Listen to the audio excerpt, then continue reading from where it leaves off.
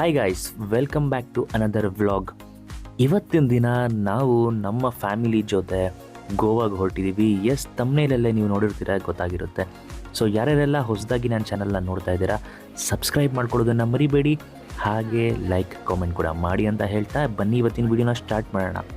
S, ನಾವಿವತ್ತು ಗೋವಾಗೆ ಹೋಗ್ತಾ ಇದ್ದೀವಿ ಫ್ರಮ್ ತುಮಕೂರು. ನಾವು ಬುಕ್ ಮಾಡ್ಕೊಂಡಿದ್ದು ಟ್ರೈನ್. ಪ್ರತಿ ಸಲ ನಾವು ಕಾರೇ ಯೂಸ್ ಮಾಡ್ತಾ ಇದ್ವಿ. ಫಾರ್ ಎ ಚೇಂಜ್ ಈ ಸಲ ಟ್ರೈನ್ ಬುಕ್ ಮಾಡ್ಕೊಂಡಿದ್ದೀವಿ, 3rd AC ಸ್ಲೀಪರ್. ಸೊ ಯಾವ ಥರ ಟ್ರೈನ್ ಜರ್ನಿ ಇರುತ್ತೆ ಫ್ರಮ್ ತುಮಕೂರು ಟು ಗೋವಾ ಅನ್ನೋದನ್ನು ಈ ವಿಡಿಯೋದಲ್ಲಿ ನೋಡೋಣ. ಹಾಗೆ ನೆಕ್ಸ್ಟ್ ಎಪಿಸೋಡ್ಸಲ್ಲಿ ಕಂಪ್ಲೀಟ್ ಗೋವಾ ಬಗ್ಗೆ ಡೀಟೇಲ್ಸ್ ಕೊಡ್ತೀನಿ. ಏನೇನೆಲ್ಲ ಮಾಡಿದ್ವಿ, ಫ್ಯಾಮಿಲಿ ಜೊತೆ ಗೋವಾದಲ್ಲಿ ಏನೇನೆಲ್ಲ ಮಾಡ್ಬೋದು ಅನ್ನೋದನ್ನು ನಿಮಗೆ ತಿಳಿಸ್ಕೊಡ್ತೀನಿ.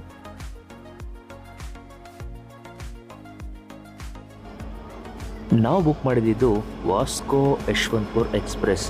ಸೊ ಇದು ತುಮಕೂರಿಗೆ 4:30 ಅಪ್ರಾಕ್ಸಿಮೇಟ್ಲಿ ರೀಚ್ ಆಗಬೇಕಾಯಿತು. ಬಟ್ ಅನ್ಫಾರ್ಚುನೇಟ್ಲಿ ಅವತ್ತಿನ ದಿನ 5 o'clock ಬಂತು. ಸೊ ಆಲ್ರೆಡಿ 30 minutes ಡಿಲೇ ಆಗಿಬಿಟ್ಟಿತ್ತು. ಸೊ ಟ್ರೈನ್ ಫೈನಲಿ ಬಂದಿದೆ. ಒಳಗಡೆ ಯಾವ ರೀತಿ ಇರುತ್ತೆ ಅನ್ನೋದನ್ನು ನೋಡೋಣ ಬನ್ನಿ. ಸೊ ನಾನು ಆನ್ಲೈನಲ್ಲೇ ಕನ್ಫರ್ಮ್ ಟಿಕೆಟಲ್ಲಿ ಬುಕ್ ಮಾಡಿದ್ದೆ. ಪರ್ ಹೆಡ್ ಒಂದೊಂದು ಪರ್ಸನ್ನಿಗೆ 1000 rupees ಅಪ್ರಾಕ್ಸಿಮೇಟ್ಲಿ ಒಂದು ಸೀಟಿಗೆ ಆಗುತ್ತೆ. ಅದು 3rd AC ಸ್ಲೀಪರ್. ಸೊ ಈ ಥರ ಇರುತ್ತೆ. ಒಂದು ಕಂಪಾರ್ಟ್ಮೆಂಟಲ್ಲಿ ಆಲ್ಮೋಸ್ಟ್ 6 persons ಸೀಟಿಂಗ್ ಇರುತ್ತೆ. ಊಟಕ್ಕೆ ಚಪಾತಿ ಮತ್ತು ಏನು ಪಲ್ಯ ಇದು? ಜವಳೆಕಾಯಿ, ಗೋರಿಕಾಯಿ ಪಲ್ಯ ಆ್ಯಂಡ್ ಇಲ್ಲಿ ಸಲಾಡ್. 3 ಜನನೂ ಒಂದೊಂದು ಹೆಸರು ಹೇಳ್ಬಿಟ್ರು. ಸೊ ಊಟ ಮಾಡೋಣ. ಊಟ ಮಾಡಿದಾದಮೇಲೆ ಸ್ಟೇಷನ್ ಎಲ್ಲಿ ಇದೀವಿ ಅಂತ ನಿಮಗೆ ತೋರಿಸ್ತೀನಿ. ಊಟ ಮಾಡ್ದಾ? ತಿನ್ನು, ಯಾವ್ದು ಬೇಕೋ ಅದು.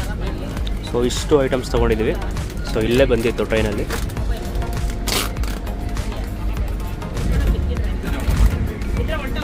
ಸೊ ಈಗ ಟೈಮ್ ಬಂದು ಆಲ್ಮೋಸ್ಟ್ 5:55 ಆಗಿದೆ.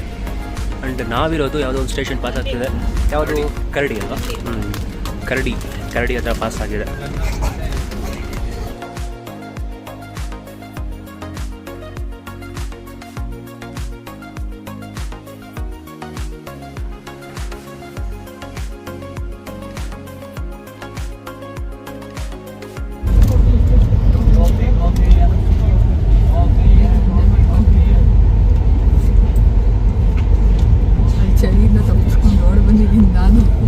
ಚಳಿಯಿಂದ ತಪ್ಪಿಸ್ಕೊಂಡು ಓಡ್ಬಂದಿದ್ದೀನಿ.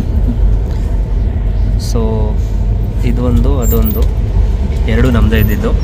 ಬಟ್ ನಾವಿಬ್ಬರು ಈ ಕಡೆಗೆ ಬಂದು ಕೂತಿದ್ದೀವಿ.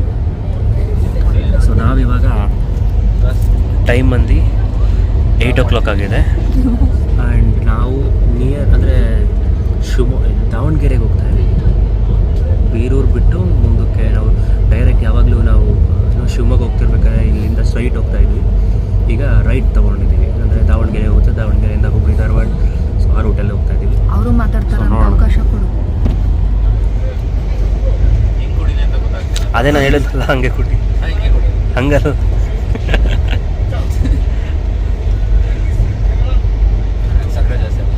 ಸ್ವಲ್ಪ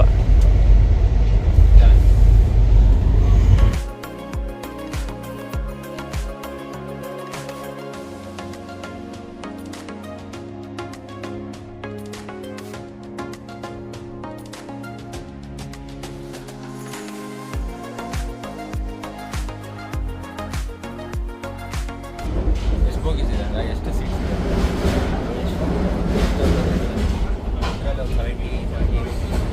ಅದಕ್ಕೆ ಏನಾದರೂ ಹೇಳ್ತೀರಾ? ಆಲ್ರೆಡಿ 9:30, 10 o'clock ಆಗಿತ್ತು. IRCTC ಕಡೆಯಿಂದನೇ ಬಂದಂತಹ ಫುಡ್ನ ನಾವು ತೊಗೊಂಡ್ವಿ.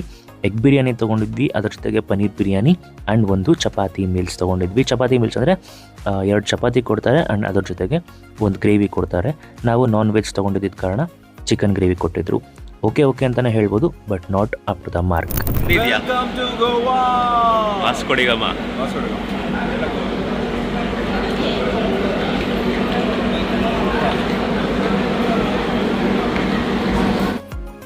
ಆಲ್ಮೋಸ್ಟ್ 5:30 ಆಗಿತ್ತು. ನಾವು ಗೋವಾಗೆ ರೀಚ್ ಆಗೋಷ್ಟರಲ್ಲಿ. ಈಗ ನೆಕ್ಸ್ಟ್ ನಾವು ಕಾರ್ ರೆಂಟ್ ಮಾಡೋದಕ್ಕೆ ಹೋಗ್ತಾ ಇದ್ದೀವಿ. And we are in officially Goa. So next ಏನು ಮಾಡಬೇಕು ಅಂದರೆ ತುಂಬ ಕೆಲಸಗಳಿದ್ದಾವೆ, ನೋಡೋಣ. ಫಸ್ಟು ಕಾರ್ ರೆಂಟ್ ಮಾಡಬೇಕು, ಅದ್ರ ಜೊತೆಗೆ ರೂಮ್ ಬುಕಿಂಗ್ಸ್ ಮಾಡ್ಕೊಬೇಕು. Let's go. ಸೊ ಈಗ ಕಾರ್ನ ರೆಂಟ್ ಮಾಡ್ಕೊಂಡಿದ್ದೀವಿ. ಮುಂಚೆನೇ ಬುಕ್ ಮಾಡಿರಲಿಲ್ಲ, ಬಿಕಾಸ್ ಇಲ್ಲಿ ತುಂಬ ಆಪ್ಷನ್ಸ್ ಇತ್ತು ರೈಲ್ವೆ ಸ್ಟೇಷನಿಂದ ಇಳ್ದಿದ್ದಾದಮೇಲೆ. ಸೊ ಯಾವ ಕಾರ್ ಬೇಕೋ ನಮಗೆ ಆಪ್ಷನ್ಸಲ್ಲಿ ಸೆಲೆಕ್ಟ್ ಮಾಡಿಕೊಂಡು ಡ್ರೈವ್ ಮಾಡಿ ನೋಡಿ, ಸೊ ಫೈನಲಾಗಿ ಒಂದು ಕಾರ್ ಚೂಸ್ ಮಾಡಿದ್ವಿ. ಸ್ವಿಫ್ಟ್ ಲಿಕ್ವಿಡ್ ಡ್ರೈವ್ ಮಾಡ್ತಾ ಇದ್ದೇನೆ. ಆ್ಯಂಡ್ ಸ್ವಲ್ಪ ಡೆಪಾಸಿಟ್ ಇಡಬೇಕು, ಅಂದರೆ 2000 ಡೆಪಾಸಿಟ್ ಮಾಡಿಸ್ಕೊಂಡ್ರು ಆ್ಯಂಡ್ ರಿಟರ್ನ್ ಮಾಡ್ತಾರೆ. ಆ್ಯಂಡ್ ಪರ್ ಡೇ ನಮಗೆ ಆ್ಯಕ್ಚುಲಿ ನಾವು ತುಮಕೂರಲ್ಲಿ ಫೋನ್ ಮಾಡಿ ಕೇಳಿದಾಗ ರೆಂಟಲ್ಸ್ ಕಾರ್ಗೆ ಎಷ್ಟು ಬಿದ್ದಿತ್ತು ಅದಕ್ಕಿಂತ ಸ್ವಲ್ಪ ಕಡಿಮೆನೇ ಬಿದ್ದಿದೆ. ಆ್ಯಂಡ್ ರೇಟ್ ವೇರಿ ಆಗುತ್ತೆ ಸೀಸನ್ ಟು ಸೀಸನ್. ಸೊ ಈಗ ಯಾವುದಾದ್ರು ಹೋಟೆಲ್ಗೆ ಹೋಗ್ಬಿಟ್ಟು ಫಸ್ಟು ಫ್ಯೂಯಲ್ ಅಪ್ ಮಾಡಿಸ್ಕೊಬೇಕು. ಒಂದು ಪಾಯಿಂಟಲ್ಲಿ ಕೊಟ್ಟಿದ್ರು ಅವರು.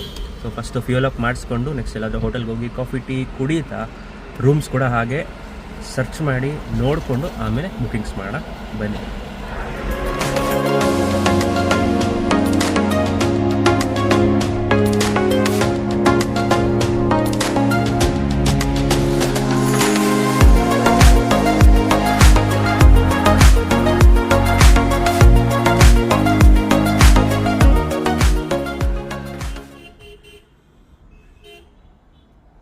ನಾವಿಲ್ಲಿ ನೋಡ್ತಾ ಇರೋವಂಥ ಜಾಗ ಯಾವುದು ಅಂದರೆ ಗೋವಾಸ್ ಮೋಸ್ಟ್ ಫೇಮಸ್ ಹಾಗೆ ಮೋಸ್ಟ್ ಕ್ರೌಡೆಡ್ ಕ್ಯಾಸಿನೋ ಪ್ಲೇಸ್. ಇಲ್ಲಿ ನಿಮಗೆ ಕಾಣಿಸಿರ್ಬೋದು 2 ದೊಡ್ಡದಾದಂತಹ ಕ್ಯಾಸಿನೋ ಕ್ರೂಸ್ಗಳಿದ್ದಾವೆ. ಒಂದು ಬಿಗ್ ಡ್ಯಾಡಿ ಆ್ಯಂಡ್ ಇನ್ನೂ ಒಂದು ಮೆಜೆಸ್ಟಿಕ್ ಪ್ರೈಡ್. ಇದೆರಡೂ ಅಷ್ಟೇ well known and most famous ಅಂತಲೇ ಹೇಳ್ಬೋದು. ಬಿಗ್ ಡ್ಯಾಡಿ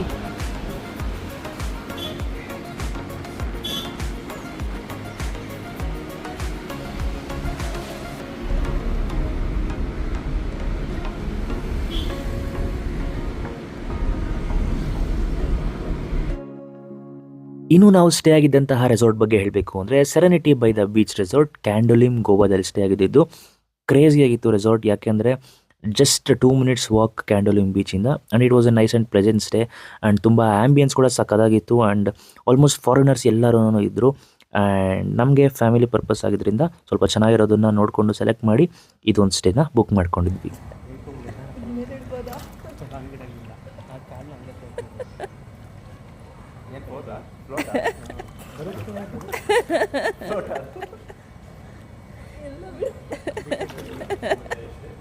ಸೊ ಈಗ ಪೂಲಲ್ಲಿ ಆಟ ಆಡಿದ್ದಾದಮೇಲೆ ಬೀಚ್ ಹತ್ರ ಹೋಗ್ತಾ ಇದ್ದೀವಿ. ನಾನು, ಅಕ್ಷರ, ಲಿಖಿತ್ ಮತ್ತು ಮಮ್ಮಿ. ಸಖತ್ತಾಗಿರೋ ಡಾಗ್ ಮಲಗಿದೆ, ಗುಂಡಗಿದೆ.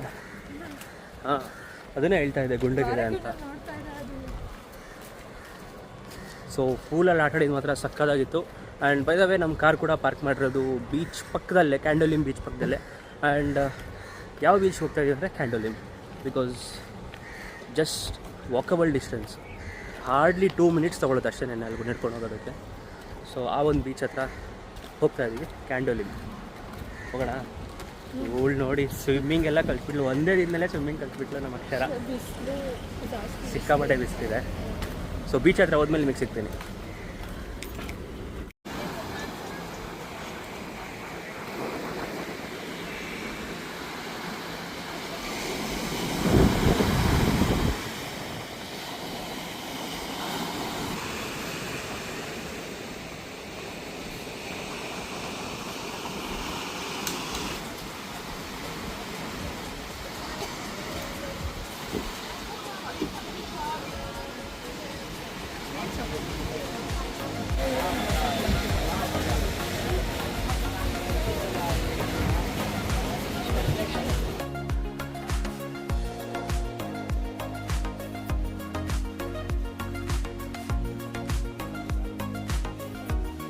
ಇನ್ನು ಫುಡ್ ಆಪ್ಷನ್ಸ್ಗೆ ಅಂತ ಬಂದರೆ ಕ್ಯಾಂಡೋಲಿಮ್ ಬೀಚಲ್ಲೇ ಲೊಕೇಟ್ ಆಗಿರುವಂತಹ ಗೋವನ್ ಹಟ್ ಅನ್ನೋ ಒಂದು ರೆಸ್ಟ್ರೋ ಕೆಫೆಗೆ ನಾವು ಹೋಗಿದ್ವಿ.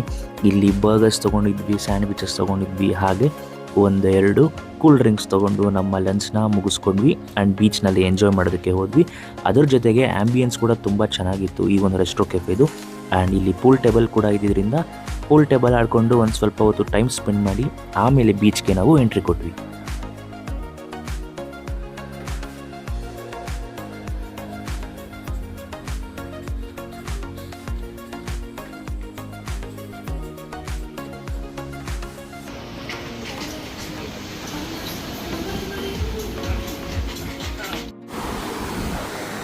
ಸೊ ಊಟ ಮಾಡಿದ್ದೆಲ್ಲ ಆಯಿತು.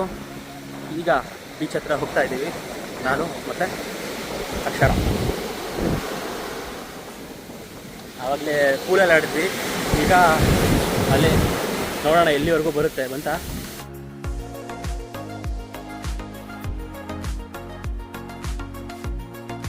ಇನ್ನು ಈ ಒಂದು ಕ್ಯಾಂಡೋಲಿಮ್ ಬೀಚ್ ಬಗ್ಗೆ ಮಾತಾಡೋದಕ್ಕೆ ಬಂದರೆ, ಇದು ಲೊಕೇಟ್ ಆಗಿರುವುದು ಆಲ್ಮೋಸ್ಟ್ ನಾರ್ತ್ ಗೋವಾದಲ್ಲೇ. ಈ ಸೆಂಟ್ರಲ್ ಗೋವಾಗೂ ನಾರ್ತ್ ಗೋವಾಗೂ ಮಧ್ಯದಲ್ಲಿ ಸಿಗುತ್ತೆ.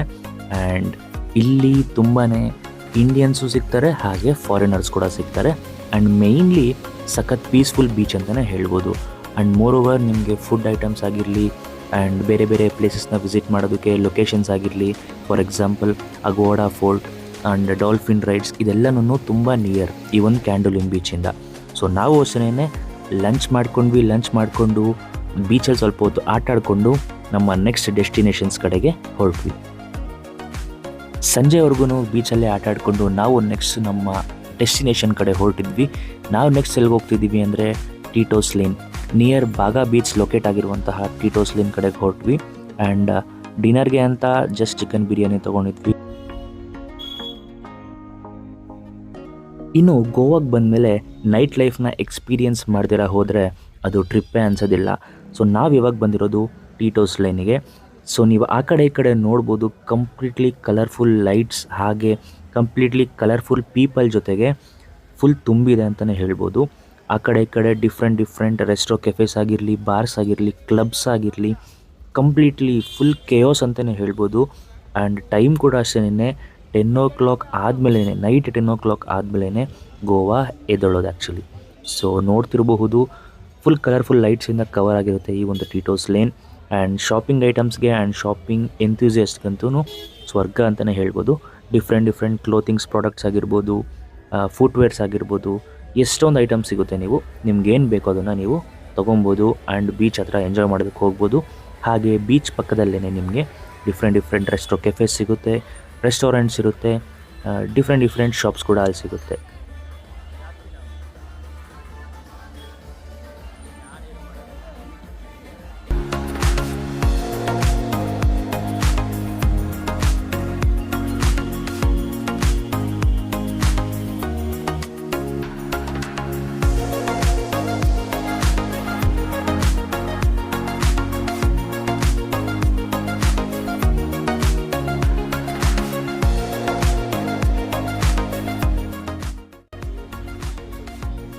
ಬೀಚ್ ಹತ್ರ ವೇವ್ಸ್ನ ನೋಡಿಕೊಂಡು ಸನ್ಸೆಟ್ನ ನೋಡಿಕೊಂಡು ಎಂಜಾಯ್ ಮಾಡಿದ್ದು ಆದಮೇಲೆ ರಾತ್ರಿ ಡಿನ್ನರ್ಗೆ ಅಂತಲೇ ಬೀಚ್ ಪಕ್ಕದಲ್ಲೇ ಈ ಥರ ಡಿಫ್ರೆಂಟ್ ರೆಸ್ಟೋರೆಂಟ್ಸ್ ಇರುತ್ತೆ. ಸೊ ನೀವು ಅಲ್ಲೇನೇ ಬೀಚ್ ಪಕ್ಕದಲ್ಲೇ ಚೇರ್ಸ್ ಕೂಡ ಹಾಕಿರ್ತಾರೆ, ಅಲ್ಲೇ ಕೂತ್ಕೊಂಡು ಡಿನ್ನರ್ ಮಾಡ್ಬೋದು. ಟೈಮ್ ನೋಡ್ಬೋದು, ಆಲ್ಮೋಸ್ಟ್ 11:30 ಆಗ್ತಾ ಬಂತು. ಕಂಪ್ಲೀಟ್ಲಿ ಫಸ್ಟ್ ಡೇನ ಎಂಜಾಯ್ ಮಾಡಿದ್ದು ಆದಮೇಲೆ ಬಾಗಾ ಬೀಚಲ್ಲಿ ನಮ್ಮ ಡೇ 1 ಮುಗಿಸ್ತಾ ಇದ್ದೀವಿ. ನೆಕ್ಸ್ಟ್ ಡೇ ಎಲ್ಲೆಲ್ಲಿ ಹೋಗ್ತೀವಿ ಅನ್ನೋದನ್ನು ನೆಕ್ಸ್ಟ್ ಎಪಿಸೋಡಲ್ಲಿ ತೋರಿಸ್ತೀನಿ ಅಂತ ಹೇಳ್ತಾ signing off from this vlog. Bye.